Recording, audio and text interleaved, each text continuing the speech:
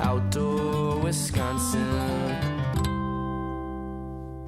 Until recently, Peter Allen taught ecology and systems theory at UW-Madison, but he decided to put his knowledge into practice, so now he and his wife Maureen are managing their 200-acre farm in Richland County for ecological diversity.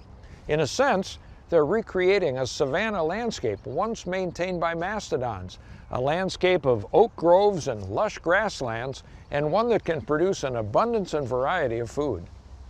We've come out to Mastodon Valley Farm near Viola, Wisconsin today, and I'm talking with Peter Allen, who is turning this place into really a sustainable agriculture project. Peter, tell us a little bit about your project here.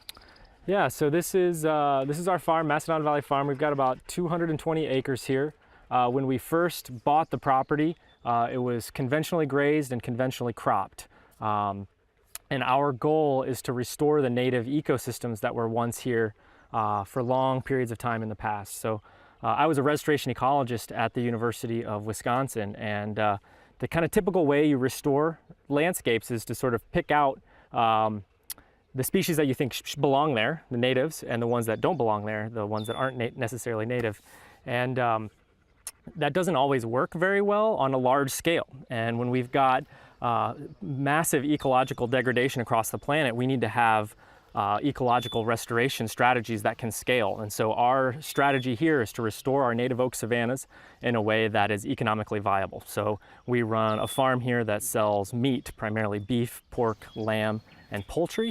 And we rotate our animals in ways that mimic the way that the megafauna and the large animals that all went extinct 12,000 years ago, but that were here for 30 million years, eating the vegetation here, maintaining open savanna landscapes. When they all went extinct, the forests grew up, and now we've got to tame the forest by bringing animals back in, and we do that in a way that is both restoring the native vegetation, but also providing a livelihood for our family. Now behind us is a cabin you built. You and your wife live there. Yep. Tell us a little bit about that. Yep, so when we were looking for land, we had a choice. We could either buy a smaller piece of land that had a house and a barn and infrastructure already present, or we could buy a little bit more land without anything. And so we kind of chose that latter option.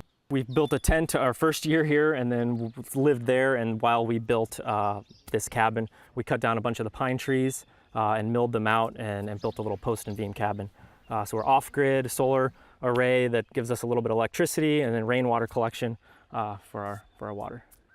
Well, let's have a little tour of your farm if you don't mind. Okay, let's go check it out.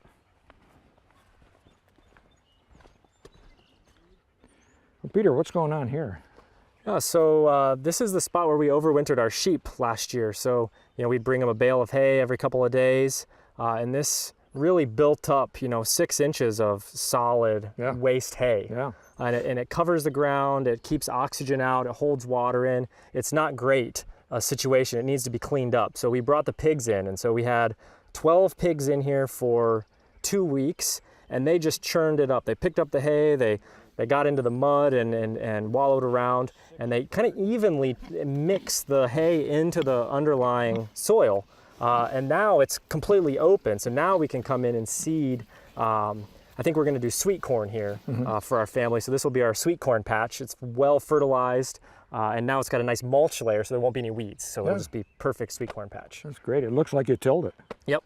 Pigs are natural tillers then, I guess. Their noses are shaped exactly like a moldboard plow.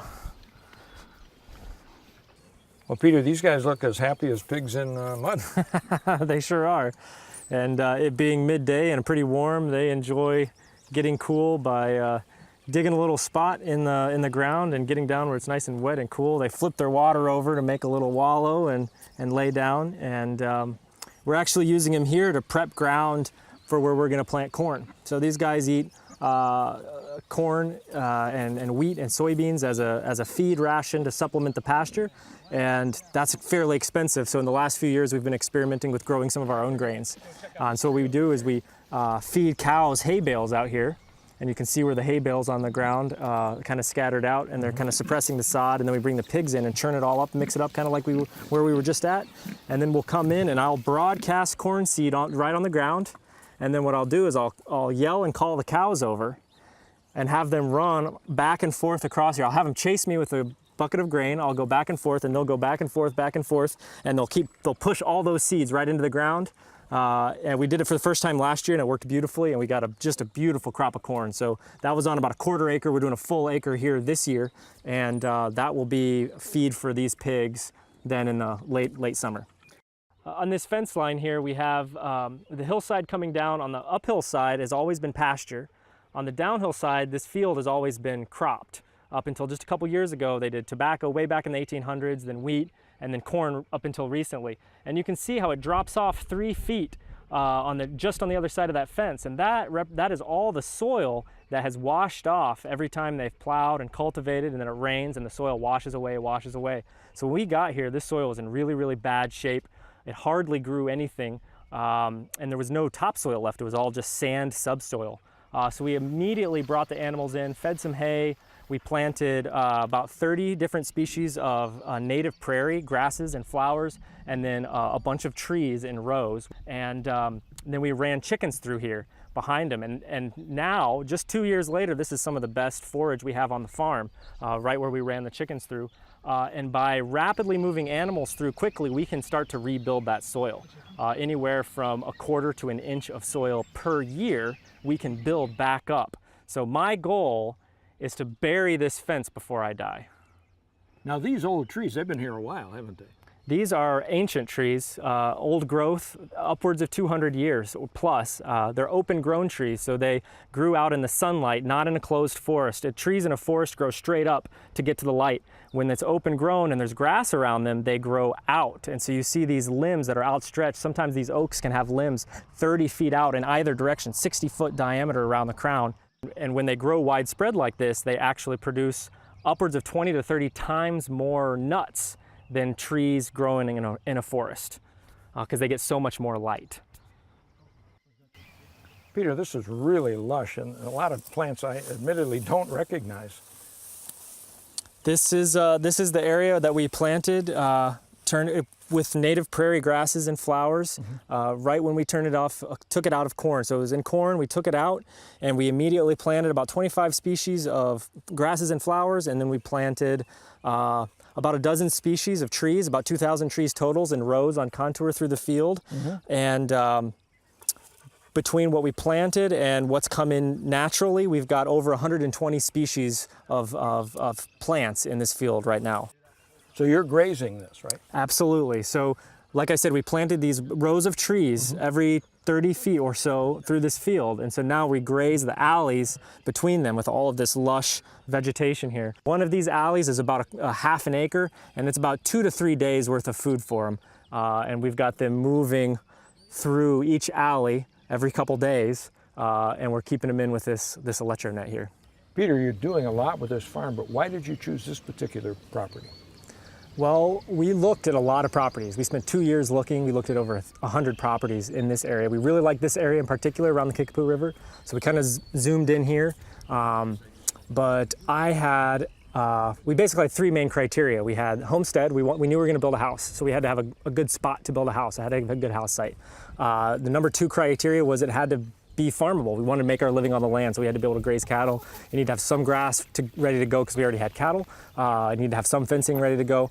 And then the other big criteria as an ecologist, I wanted to have as many sort of representative ecosystem types in the driftless area here in one property. So when I first found this property, the fact that it's got clay soil, ridge top fields, it's got steep slopes on facing every direction, it's got nice fertile valley pastures, it's got a spring, a pond, a trout stream, a wetland. Literally every major ecosystem type in this whole region is represented within just 100 acres right here. So it really gives us a chance to test strategies in different places for doing this kind of restoration work in an agricultural way. And why are you doing all this? I mean, you could have a nice I could be a professor right now. Teaching job at a university, sure. Yeah. This is a lot more fun. And I like being outside.